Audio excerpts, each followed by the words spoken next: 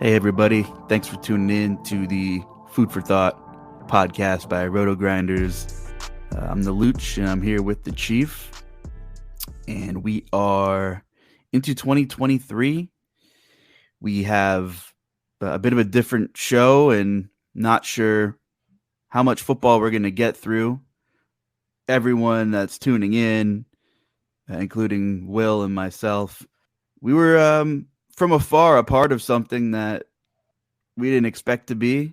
We didn't expect to witness what we saw. And, when you see a young man in the condition, Damar Hamlin, laying on a football field, and, everything just gets put into perspective. And it's nothing about football and everything about our precious time here on Earth for as long as we are. And, it goes without saying, thoughts and prayers to everyone involved.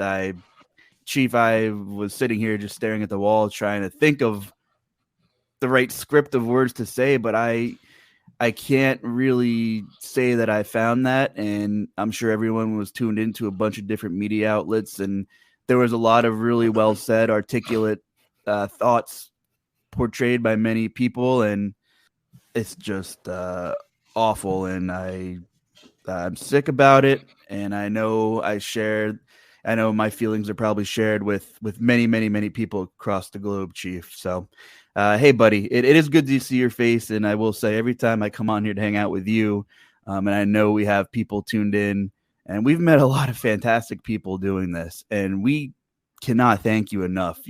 You guys are the reason why I jump on here on a day like today, and maybe we can offer some thoughts, or just something to maybe get your mind off of the situation briefly. Not that we're not thinking about him and his family, but everyone kind of copes and deals with things differently, and I don't know, it's always great to be here, and we're going to do our best to offer something. And we just want to appreciate you guys as we're here in 2023. And what's up, Chief? Man, it's no problem, and happy New Year to everyone. And I'll just hop right in. I think what we saw last night was, it was a dreadful sight, man. Because the reality is, you've got someone that's in the NFL playing, and and then at the drop of a hat, like, they're in a life battle here. And I think we don't, we may not want to say that, but that's the case. He's on the field. He's got to have CPR. I think if you listen to some of the other media outlets from guys that have played in the NFL, one of the things that was resounding for me is they're like, look, man, he didn't get the thumbs up. A lot of times a guy has an injury, they give you the thumbs up while they're on the card. Everybody's like, okay. But, what we saw last night, man, was not only trauma for the player himself, which was Damar Hamlin. There's trauma involved for both of these teams, and the fans, and the referees, and the coaches, and his family. And like, if you were able to listen to Lisa Salters try to talk about what was happening, she's full of emotion. And Ryan Clark's full of emotion. I know we're talking about ESPN, but every media outlet that has players that cover the game, Booger McFarland, as hard of a time as I know we've probably given him for Monday Night Football, I mean, he's just on there like, look, man, let's just cancel the game. Like, what are we doing? This is it's serious business. And so, Luuch, I think I'm going to do something a little bit different. And look, this is not me trying to impose my religion on anyone. Like, I do believe in God. I think I'm just going to pray for Damar in the air. Like, and I'm not trying to be insensitive to that. But it's just, this is my way of I guess dealing with it. But Lord, we thank you for Damar and his family and these players and coaches and medical staff and all the hospital resources. And so, we're just asking that, whatever needs to be done to save this young man's life and for him to be okay and to function after this, man. I'm just praying that all of those things take place. in his life. We're praying that, people are able to deal with this and get the help that they need. And ultimately, man, that his life is saved and that he could come back and be able to talk about it and tell this story to others. And that it would be a triumphant return, and not necessarily to football, but to life in general. And man, I'm just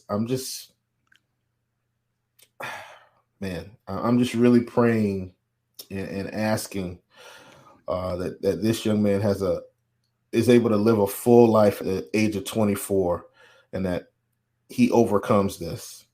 And praise God, man. Amen. Amen. Let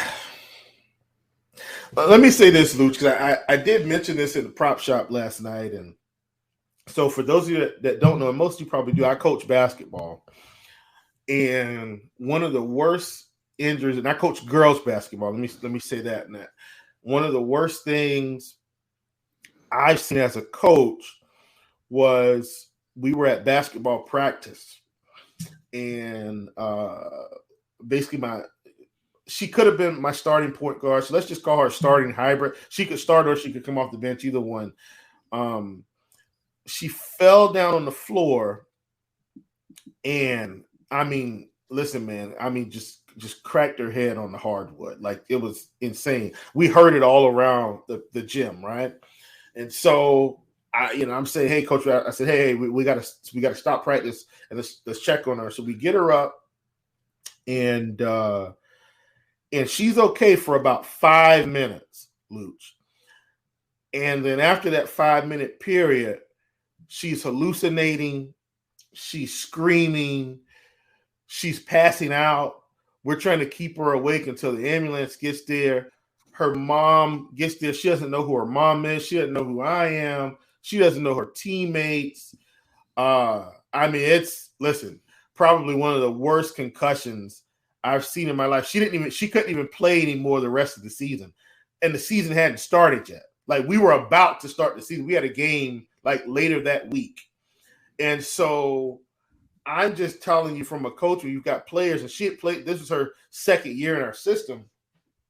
When you've got players that you're connected to and you love and you care about, and I'm not trying to diminish her concussions. That's not what this is about. This is about how you feel as a human when someone is experiencing serious trauma.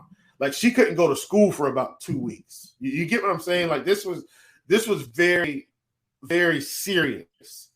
And so I'm saying that to say, I can only imagine what these players and coaches, and I keep saying that because they're there on the field, and this man is in a life-threatening situation. So once again, folks, I mean, just hug your families, and don't, every moment is precious. And I think I'm going to try to cut it off there, because we could, we could talk about it. Like, this is real life. And I think we're in agreement. We're just going to dedicate this show to Damar Hamlin, his family. And yeah. You're right, though. I mean, I don't want to, like, I just feel like being relatable and is kind of therapeutic. And that was a crazy story you shared. And I've been next to a couple of people that have been fighting for their lives, and that wasn't easy. That was in a fair amount of privacy. Taking nothing away from your story. I'm imagining that was probably in a gymnasium, but being in front of 50,000 people and then millions more, and the young men on both teams forming a wall around their guy. I mean, they wanted to be there for him, and I'm certain that not all of them wanted to be staring at, being feet away from him, but they gave him as much privacy in the national spotlight as they could, as this human, this guy, their brother, their friend, he's a son, was, laying on, the football field, and it was a moment to see all of the players and staff on both teams try to keep that situation, give it the respect and privacy that it needed, that it deserved at that time. We're sitting, me and you and most of these listeners, thousands of miles away, through a television screen, and sheer mix of emotions that are running through me at the time. But one of them that I took away was just helplessness, Chief. And Oh, if if man. if you and I and everyone else is feeling that from behind a screen, sitting on our couch or floor or whatever, I just, the utmost respect to everyone that stepped up to do their part last night, and that was physically there. And you see shit on social media, but for every one negative interaction, there were 1,000 positive endorsements from so many people across the globe. And of course, that matters next to nothing, when it comes to the health of Damar. But there was a little sense of restoration and humanity being shown, and a little bit of togetherness. I'm sure you saw his toy drive is over $3 million. He has a localish toy drive, and really, neat to see people coming together. And I mean, I donated a little bit. I don't know what to do. I just, again, feeling helpless and just sad, and just talking about life here, life and death, Chief. And so much to digest. We could have taken a week off before jumping on here and talking about this, and you can't make everything in the world make sense, and this definitely didn't make sense. And I just haven't stopped thinking about him and his mom, and the family. And we love sports, Chief. It's what we do. But I gotta be honest with you, I don't even really want to talk about football for the most part. Well, man, let me share this, and here's what I will say. In society and in the world, I mean, we've seen some just gruesome things, some nasty things, and this isn't something I talk about a lot on the air, but I mean, we've gone through a period in our own country here recently where I mean, it felt like what may have been, let's call it, I mean, race wars, and we had the George Floyd situation and so many others. But the one thing in our country, if nothing else, but everything seems to be going awry, Luuch, sports in general, right, typically can bring people together. Even if you're on opposing sides, sports can typically bring people together. And I know at one point when we had the oh god, quarterback for the 49ers. Jeez, his name is eluding me right now. Luuch, do you know what I'm talking about? Jeez. I feel so sad. Play for Nevada, I think. It'll come back to me. But when we went through that period where he was kneeling and everybody didn't really understand why he was kneeling, and they thought he was being insensitive. Colin Kaepernick. Thank you. Sorry. Yeah. Thanks, folks. Thank you. That felt like a kind of a sports divide scenario, right? You had kind of some teams on this side, some teams on that side, so forth and so on. My point is, typically, sports can bring us all together. And I think what we saw last night was a tragic situation, but it also caused, I would go on, out on a limb and say probably at least half of the country to stop, pause, and reflect about what's important, what really matters. What can I do to maybe have a better impact in the world? Where can I leave my footprint in the world? Like, and those are the things that sports does, right? I mean, I think we saw that night in prior to the situation. This was probably one of the biggest sporting events on going at the time with two really good teams, right? But just in an instant, Luuch, and that's how serious it was, and I think it was good that we were able to see humanity in the league. The league actually moved pretty swiftly on this. I think if they really look back at it, I think the incident happened at 8:55, and by 10 o'clock the game was postponed. I think pretty swift considering I'm sure they had to have a lot of moving parts, but we were able to see quickly that this was way more important than finishing a football game, right? And in the grand scheme of things, it is just a game. It's not more important than someone's life. It's not more important than someone's family. It's not more important than showing care, concern, love, value.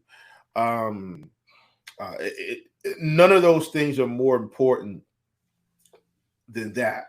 And so, once again, when you've got players on the field and coaches, and I mean, these guys are crying, and I'm not saying everyone because everybody processes things differently, but I mean, you've got Tre'Davious White. I mean, he's in shambles, bro, like serious shambles on the field. I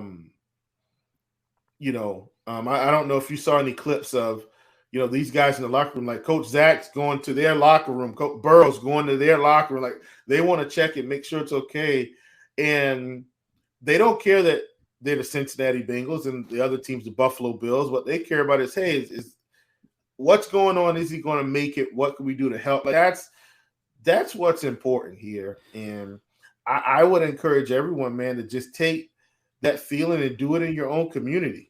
You don't know what your neighbor's going through. You don't know what your friend down the street. You don't know what the cashier at the grocery store is going through on a daily basis.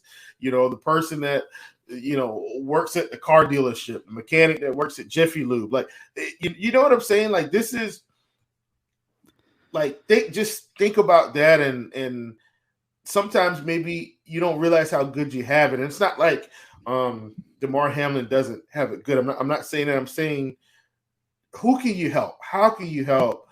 And if we got back to that type of a society, I mean, man, this world would be an incredible place to live. I mean, it'd be incredible.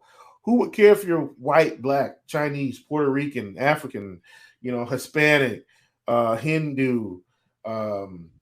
Like, who would care about that? No one would care. Like, we're all one big community at the end of the day. Yeah, I mean, yeah, we all speak different languages in certain parts of the country and certain parts of the world. I get that, but there's nothing wrong with smiling at someone. There's nothing wrong with giving someone a helping hand. And I know I'm kind of going full blown humanity here, but I think you guys are kind of getting to hear what I'm like on a daily basis. Like, this is why I'm so adamant about, hey, go to your local food bank. Go, like, you just don't know what people are going through. You don't know what that local Hardee's manager is going through that gives you a tough time about your. I had to try to make you laugh at least once. No, listen, you're right, and I need to let that go. I haven't posted about Hardee's in a long time. Luuch is giving us a bright spot here. I'm trying, man. Yeah, but you're absolutely right, Chief. I mean, everyone not only has their own shit they're dealing with, but everyone has internal battles, and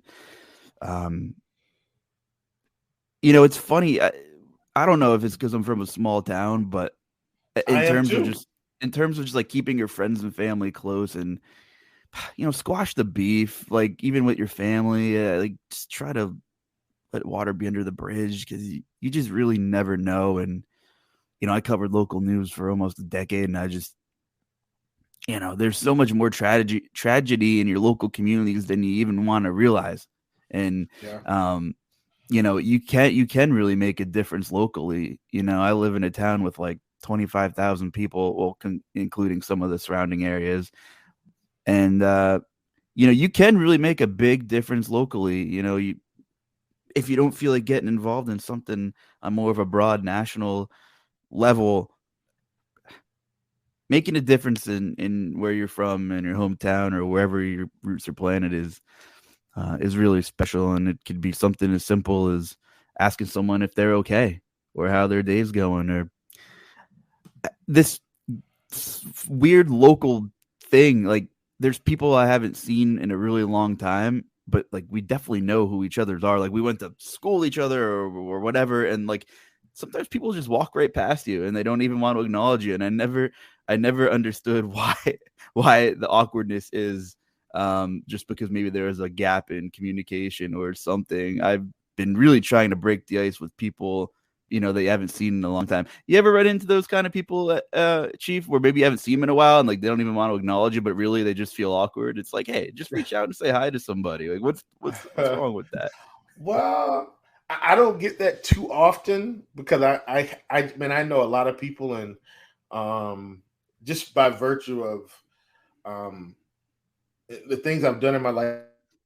And this isn't about this. I promise this isn't a brag. It's not about that. I've just done a lot. Like, coaching basketball, I've been able to touch a lot of families and a lot of kids. I've also been a musician my whole life, so I met a lot of people that way. I've played basketball. I'm fairly active at my church. So so most of the time I don't run into if I meet someone, they're like a true stranger. Like but you make connections, and sometimes true strangers become like really good friends. And I've had that scenario as well. But I totally get it. Like when I worked in the financial industry, I would say, it was kind of a similar process. Someone's coming into your office to, they don't know you and you don't know them, made an appointment with you to talk about their whole life's finances. And, it's a relationship business, right? Like it really is. And so trying to figure out where the common ground is that we can build this relationship on so that we trust each other to do what we should do in terms of your financial health. I would say it wasn't a tough job. I thoroughly enjoyed it because I got to connect with a lot of people. But, when somebody's bringing their nest egg to you, it's a tough pill to swallow if they don't get good vibes. You know what I mean? And that's so I'll throw that in there because from what you're saying, it's very important to get past the awkwardness of it all. And when I'm home, if I do go out when I'm home, like it's usually to the gym. And I understand. Like when I go to the gym and I work out, like, I don't want to look at anybody either. I want to do my thing and get out. Now it's January 3rd, and it'll probably be wall to wall with people trying to get their New Year's resolution on. So maybe I'll stay away from the gym for now. But anyway, I guess circling back is just keep your family and friends close. Go the extra mile. It can make the world a difference. And we'll be thinking of DeMar and his family and the teams and everyone involved. And I guess my last point is, because I mean we could sit on here and just say the same things that most people have said, and we're doing our best. And you were really articulate, Chief. I think you did a bang up job there with everything. But I think when you're talking about the players coming together, I think a misconception is that a lot of these guys are all competitors, and a lesser amount of them dislike one another than what you think, and then like the conception is. And I think of Pat Beverly and Russell Westbrook. Now they're hanging out, having dinners together, and they're teammates. And when push comes to shove, they are kind of in their own tight-knit circle. Each league, these players are all kind of in it together because most of them have or are going through similar situations or battling the same things or have the same, life pressures and things they're dealing with. So it was nice to see, everyone really coming together, putting the competition in the back pocket for now. And again, credit to everyone that was physically there that, did their part and did the best they could do. And, even a bigger kudos to the, I'm just from watching on television, but the crowd and the fans in Cincinnati it seemed very, they were in the dark too, and they seemed very respectful and very patient and really showed a ton of class there. So I can't say enough positive things about what we saw and how everyone handled things. And of course, we are just going to keep anxiously awaiting, any kind of positive news here. And we're going to keep crossing our fingers and hoping and praying and thinking about everyone involved, Chief. Yes, sir. Absolutely. Yeah, man. I don't want to be redundant. I think we've talked about it in our own way from our own viewpoint. And once again, folks, hopefully, I know it was somber, but hopefully to think and reflect and gather your own thoughts maybe and pull those together. And I just wanted to drop his charity on the GoFundMe, the Chasing M's Foundation Toy Drive. Over 140,000 donations have been made. His goal was $2,500, and there's over $3.7 million dollars in that GoFundMe right now, and that is just really, really remarkable. And he's a Pennsylvania guy, which, it gets closer to home too. He was over on the west side, and local charity, local donation, and he has a nice little write-up, a little bio on his GoFundMe page. Definitely check it out. And I'm not saying, hey, donate, but it's something. It's again, people coming together in different ways, Chief, and at least there's like some camaraderie here, which is good to see. Yeah, absolutely, man. So folks, listen, I know it's a different pod.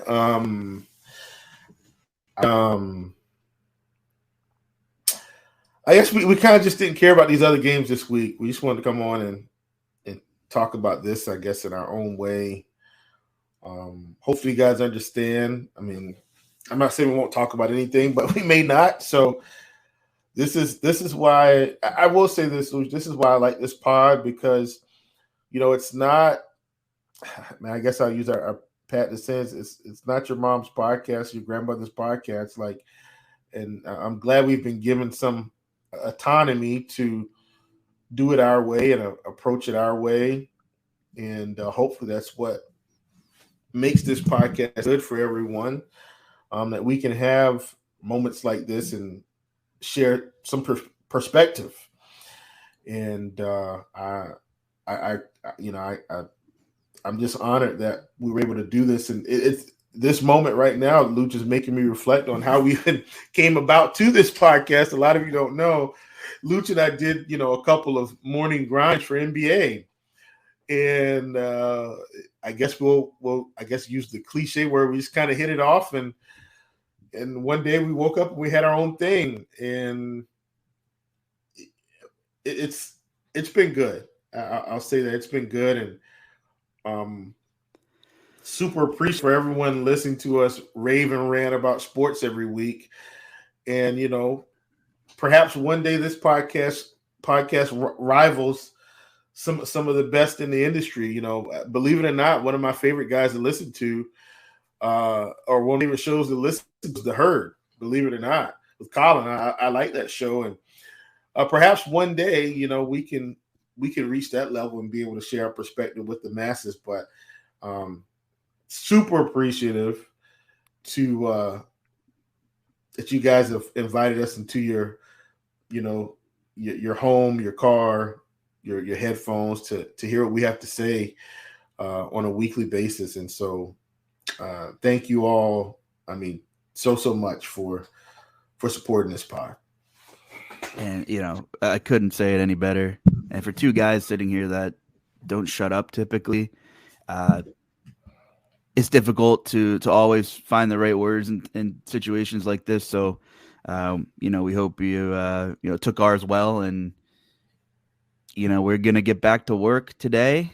And, as the week goes on, there are going to be countless articles and shows at RotoGrinders that will help you out with this weekend's slates and all these big games. And of course, at scoresandodds.com, we have premium packages and Parlay IQ. So this was a unique opportunity for us to jump on and talk about life and the bigger things, and talk about DeMar, his family, and it was nice to to plug his toy drive here at the end, and any way to maybe like feel a little less helpless and just hope, pray, think about him and his family, and as Chief said, do the right things, just do your best.